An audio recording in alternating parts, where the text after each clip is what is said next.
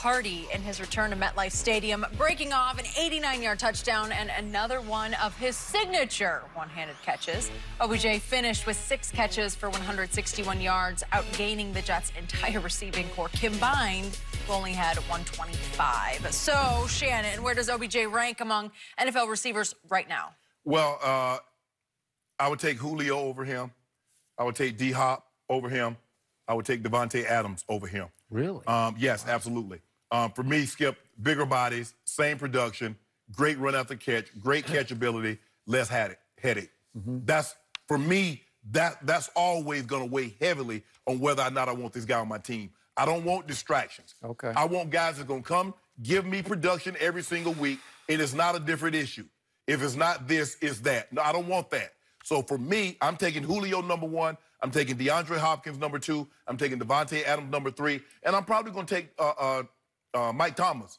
Okay. I would take A.J. Green had he not been hurt, because I love A.J. Green. I know. He's another guy. I didn't know what to do with him. No problem whatsoever. Don't give you no problem. Just make plays. But he's been nicked and playing where he's playing. So, but for me, I'll tell you what I would do. I would take OBJ over Antonio Brown. You would? I would. Boy, I wouldn't. I can't. But Antonio does practice hard, and when it's game time, he does play football. Like he's not, he did throw the Gatorade onto the field when he got mad at Ben for not looking at him. But at least OBJ does come to practice, and he doesn't miss walkthroughs.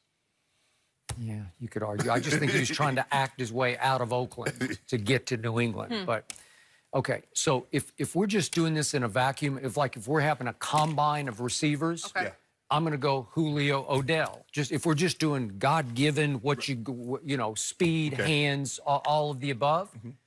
But I'm with you. If I have to do it within the confines of a football team, I've got Odell 7th on my list because I got Julio number 1 because there's no diva in Julio. No. And he's still 6'3", 220 and runs 4.3, and I think the other night he ran 4.1, didn't he? Yeah, you got out the gate on him on that one. Oh, man. So fast. And I'm with you on D-Hop because he's extraordinary. He's not as fast or as big as Julio. No. Again, maybe you're talking me out of it, but I put AB 3rd just because I do respect. And when he took the field the other day, he just lit it up, man. And albeit against the high school team that Miami put out there, but still. Then Michael Thomas, all he does is produce, and I can't fault him for that. And then, I'm sorry, I'm putting my guy Amari at 5th on this list because Amari just gets in front of Adams? Yes. I'm not surprised He by that. changed life for the Dallas Cowboys. That's all he did. And he doesn't say a peep of a word. He won't even talk post-game because he doesn't have much to say. I mean, he does talk, but what I'm saying is he doesn't want any attention. He's unattention. He's not attention-starved. He's filled, he's got his fill. He's fine. So all he does is run precise, perfect routes and get open. And you want to talk about effortless deep speed, he's got it. And for me, Skip, all these guys are great when they get the hands on the ball. But I also need you to be great when you don't have your hands on the ball. All right. When you don't catch the pass, when someone else is getting the shine. All right. And that's what concerns me, especially about OBJ and AB. These other guys, look, some guy, Calvin Ridley, had more touchdown reception last year than Julio. D-Hop has been going through quarterback after quarterback after how he's able to put up the numbers that he puts up with those quarterbacks. Good point. I agree. Never said a word. Okay. Now, Devontae is at an advantage because he has the most gifted throw in football that I've seen. Yeah. He can throw it away. I give you that because he set the record for throwaways. This is not about Aaron Rodgers. Well, you brought him up. I'm just saying that he played with a great quarterback. Okay. But for me, Skip, at the end of the day, like you said, take these guys in a vacuum. OBJ, talent is second to none. AB, quick, second to none. But I'm trying to build a team. I got one other receiver I'm ranking above Odell at 7, and that's my number 6 receiver. He is the reigning Super Bowl MVP. He is second all-time in catches and yards in the postseason. His name is Julian Edelman, and I'll just take him as a receiver over Odell as far as productivity. Does he not show up and play his little tail off every Sunday? Does he not get open on 3rd and 10? Skip. Yep. He's not even the best wide receiver. That belongs to the guy from Minnesota, He's Thielen. pretty good, but I'll take better than Thielen? I'll take this guy. He better than Thielen? Yeah, okay. Okay, who's got rings to show? So let me ask He's you- got postseason productivity. Who caught the first big 3rd and 10 at Kansas City in overtime? So let me ask you a question. Edelman. Skip, can You got to give him credit for what he does. I'm saying, what would Thielen be if he had Tom Brady? Okay, With his ability to run Thielen right. faster and bigger than Julian? Sure. Yeah. Is he quicker? Nope. But see, Sorry. Thielen gets the nod because he one of them boy dogs. He play outside them numbers. He does. See, that's where the big boys play. Yeah. See, that's the big fan box. Yeah. You know, you got the little, you got the kiddie pool, 3 feet, you got to have, and then you got the deep end. Yeah. Yeah, see, he out there in the deep end. the deep end? Where them Okay. boys drag you down out there, boy, and drown you out there, Skip, baby. You know what? There's no better trash talker in this league than Julian Edelman. Oh, he talk- And I love that about him because he'll take nothing off nobody, whether he's playing in the sandbox or the kiddie pool. Yeah. You come and splash on him and see if you don't get splashed back. Yeah, he's a little dirty too, Skip, baby. You know that. I do, and I love that about him. Oh, you love that, huh? He has to do that to survive. No, in he don't this have to do league. that. It's and not he necessary. thrives. You don't have to do that. Yeah. But Sorry. I'm taking Julio and D-Hop and Adams. So you've got Odell like down at 6 or 7? I got Julio, D-Hop, Adams, Michael Thomas. Hey, I'm going to put AJ. I know AJ hurt, but I'm going to put him in there. Okay. AJ?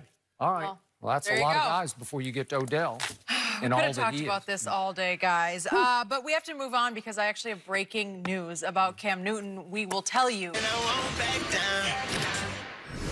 Hey, welcome back. The Herd is coming up next right here on FS1. Let's head over check in with Colin Cowherd today. Hey, Colin, what do you got? Easy decision for the New York Giants. It was time. It is the perfect time for Eli to be benched for Daniel Jones. Let's be honest. You weren't going to watch that Tampa-New York Giants game, Skip and Shannon. You're going to watch Daniel Jones now, guys. It's interesting. Oh, I have a feeling they probably would have watched either way. Colin, time for our final topic of the day. More breaking news. Cam Newton reportedly aggravated a foot injury, and his status for the Panthers matchup against the Cardinals on Sunday is now up in the air. So, Shannon, how concerned should the Panthers be about Cam? They should be very concerned, Skip, because he mentioned something, whether it was my foot or my shoulder. We can't make He it. did acknowledge that after everybody else said he is 100% healthy. Right. And Skip, maybe that had no bearing, but Cam just didn't look right the other night. Cam is a better football player than what he showed the other night. So I knew something was wrong with Cam Newton. And if his left foot, that's the foot he plants on and spins it off of. Yep. So, yeah, they should be very, very concerned. And this is a winnable division now that Drew Brees is out of the mix for a little while. And yet they played Thursday night, so they've had 10 days to get ready for Sunday at Kyler Murray. Right. And if he's still having issues and he's re-aggravated this, Right. this is a really bad sign. Yes. So is he just coming apart? Has he just taken too much punishment?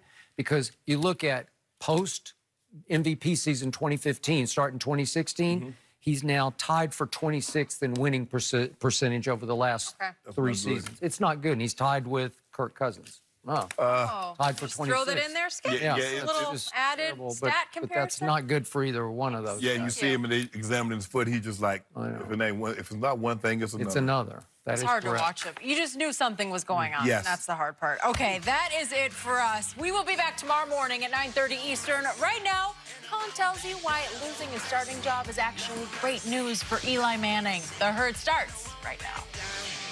Undisputed.